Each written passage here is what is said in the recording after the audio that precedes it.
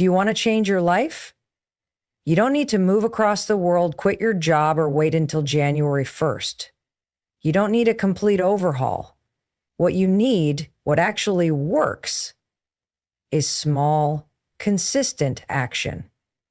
I'm talking about tiny habits, things so small they almost feel insignificant.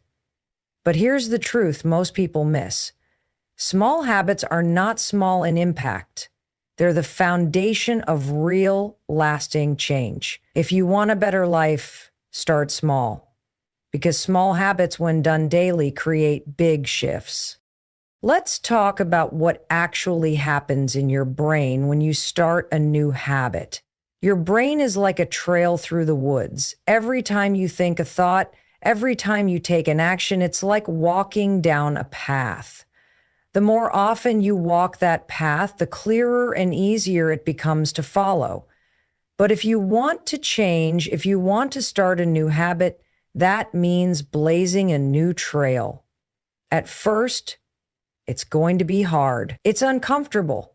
You're stepping through brush, maybe getting scratched up a bit. But if you keep walking that path, even a little, every day, eventually that trail becomes clear. It becomes your new normal.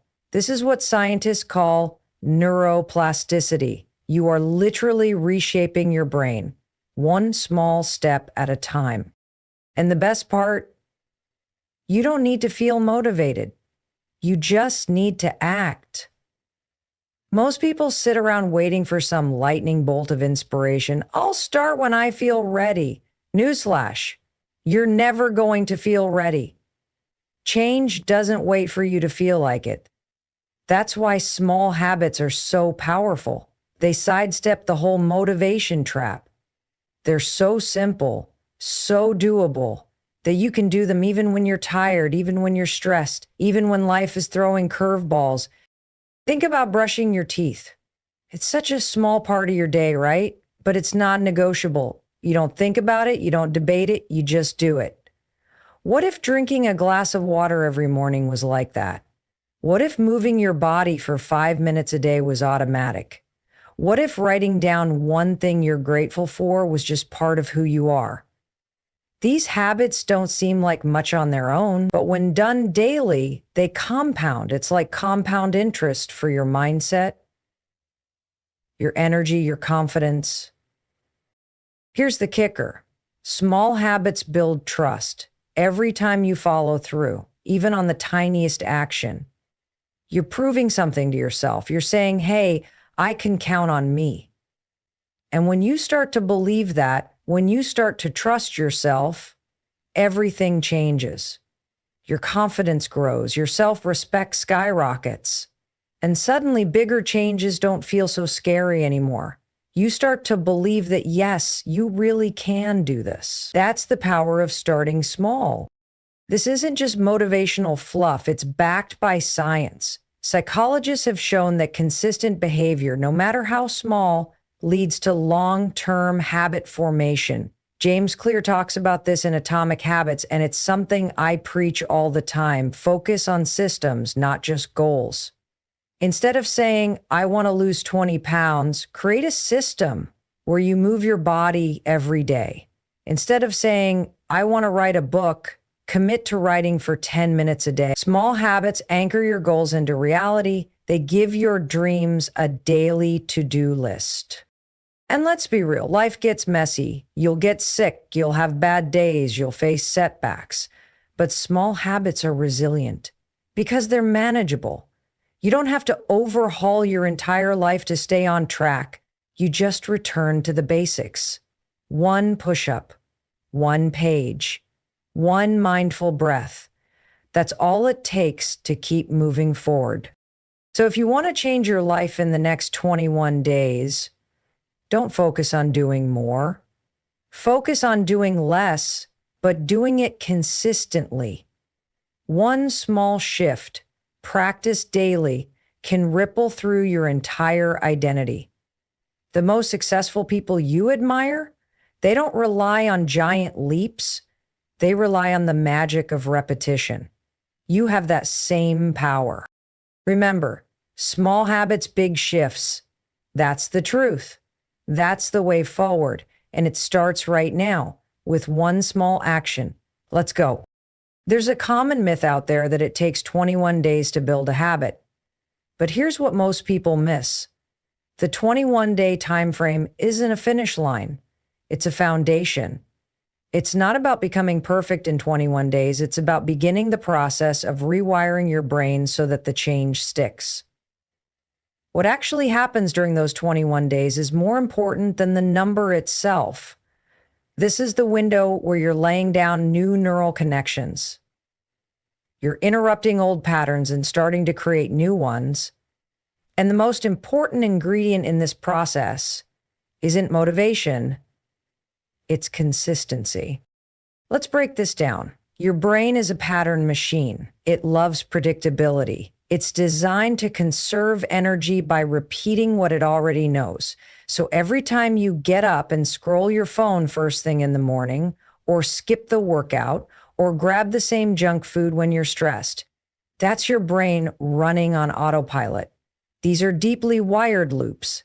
And if you want to break them, you've got to interrupt the pattern. That's what the first 21 days are for. They're your chance to say, hold up. I'm not doing this the old way anymore. Now, here's the thing. You don't need to feel motivated during those 21 days. In fact, expecting to feel motivated is one of the biggest mistakes people make. Your brain isn't going to want to change. It's going to resist. It's going to make excuses. I'm too tired. This won't make a difference. I'll start tomorrow. That's your brain trying to drag you back to what's familiar, even if it's not working for you. So what do? You show up anyway. You make the action so small, so manageable that you can't say no. You drink that one glass of water. You write down one goal. You stretch for 5 minutes, and then you do it again the next. That's where the magic starts to happen. Because when you do something every single day, even something small, your brain starts to take notice.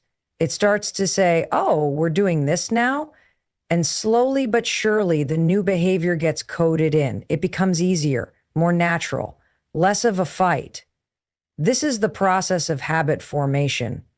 And yes, the 21-day mark is important, but only if you've been consistent. It's not about ticking off a calendar. It's about showing up with intention and repetition. Think about it like training a muscle. If you go to the gym once and expect to be fit, you're going to be disappointed. But if you go every day for 3 weeks, even for just 10 minutes, you'll start to feel stronger. You'll start to move differently. That's exactly what happens with your mental and behavioral habits. The repetition builds resilience. It builds identity. You're not just doing something different, you're becoming someone different. And here's what's really powerful. Once you hit that 21-day mark, momentum kicks in. You don't want to break the streak. You start to feel proud of yourself. You start to realize, I can do hard things.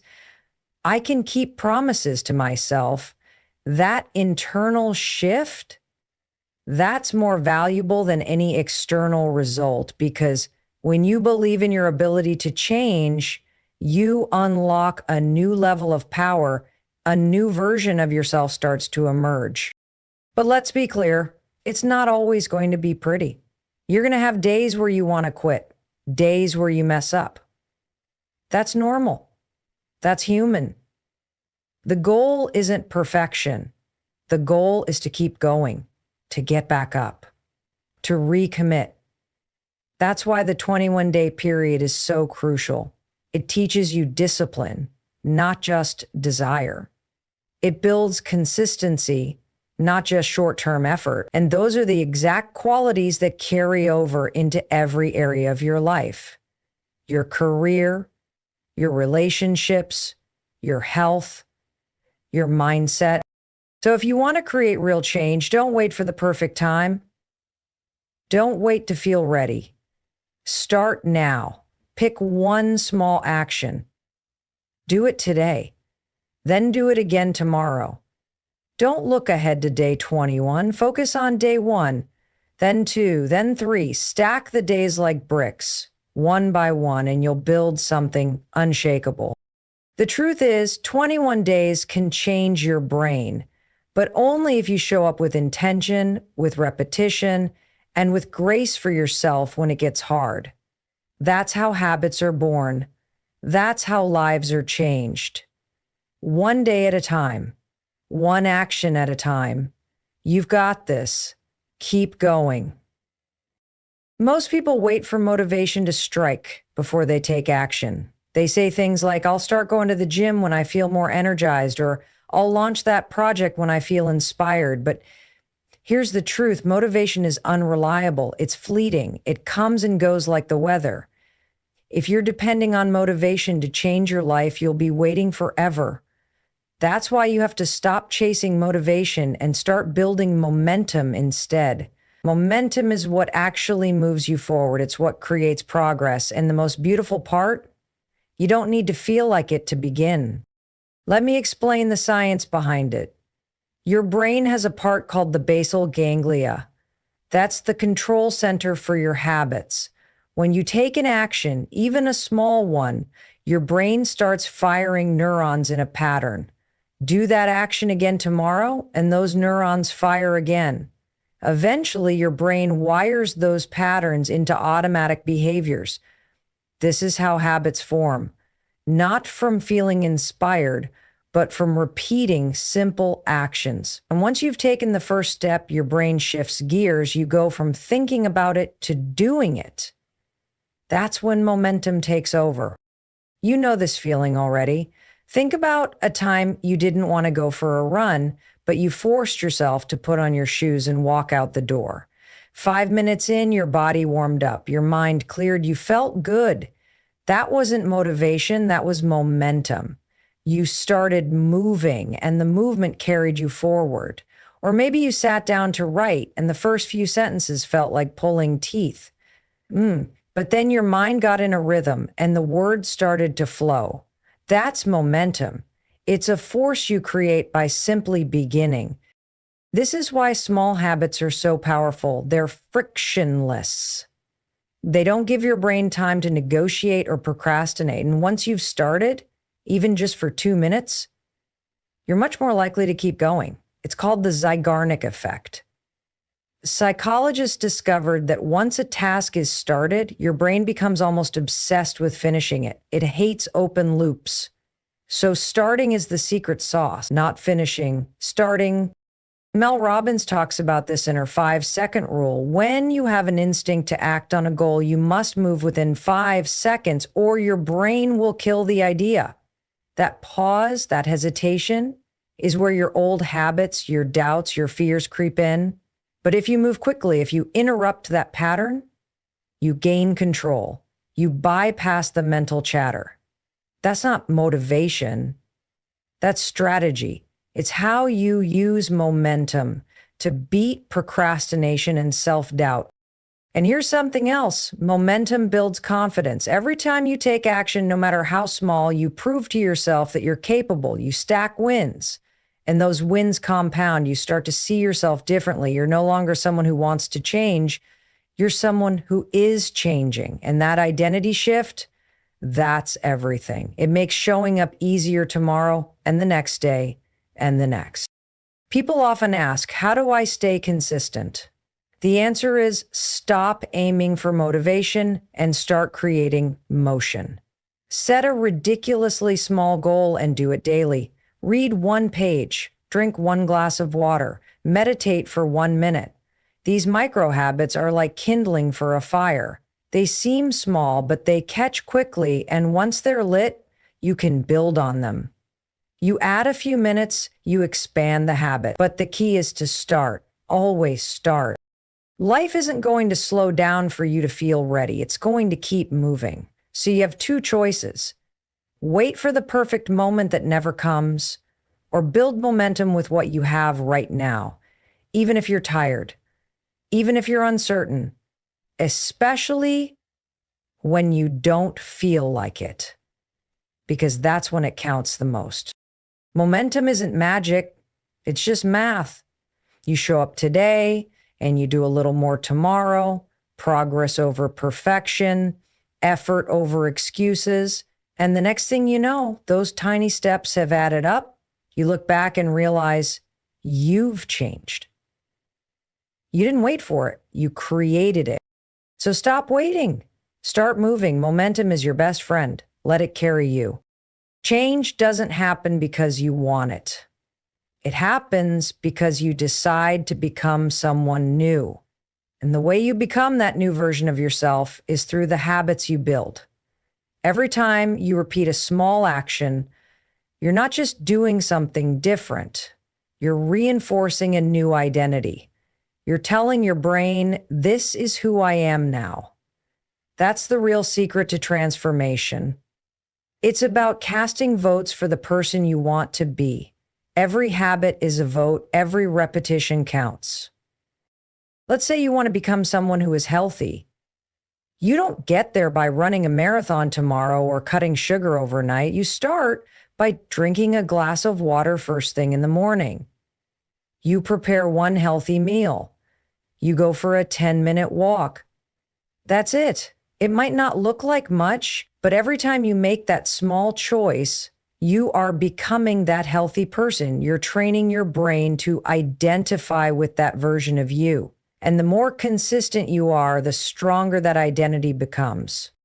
This is what most people get wrong. They think identity follows success when in fact success follows identity. You don't achieve your goal and then become confident. You build confidence by showing up again and again, even in small ways. You prove to yourself that you are disciplined, that you are reliable, that you keep your promises. And guess what? Your brain starts to believe it. It starts to say, okay, this is who we are now. That shift in identity is the real engine of lasting change. And the best part? This isn't just theory. It's how your brain is wired. Neuroscience shows us that behavior and identity are linked. Every time you act in alignment with your desired identity, you're strengthening the neural pathways that support that behavior. You're making it easier to act that way again tomorrow. It's like laying bricks. One habit, one action, one brick at a time. Eventually, you build a foundation so strong that it becomes your default setting. Now, of course, it's not always going to be easy. There will be days when your old identity fights back, when you hear that voice in your head saying, this isn't you. You've always been lazy. You've always quit. You've never followed through. And that's exactly why habits matter so much, because they're your evidence. They're your receipts. You can look that voice in the eye and say, actually, I did show up. I have been consistent. I'm not who I used to be. That's power. That's how you silence self-doubt, not with affirmations, but with action. Think about someone who writes every day, even just one sentence. That person is a writer, not because they published a book, but because they write. Someone who exercises every day, even for 5 minutes, is an athlete, not because of their body, but because of their commitment. The action defines the identity, and the identity fuels the next action. It's a loop that builds momentum, confidence, and clarity. That's how you make change stick. And let's be honest, this is not about being perfect. This is about persistence. You don't need to execute the habit flawlessly every single day. What matters is that you keep coming back. You miss a day, fine, you pick it back up. Because every time you return to the habit, you reinforce your identity. You say, I may have slipped, but this is still who I am. That resilience is part of your growth. It's part of becoming someone new. This is why small habits are so underrated. People overlook them because they don't create instant results. But that's not the point. The point is to start acting like the person you want to become. You want to be more disciplined? Start setting your alarm and getting out of bed when it rings. You want to be more focused? Start putting your phone away when you work. You want to be more grateful? Write down one thing every night that you're thankful for. These actions seem minor, but their identity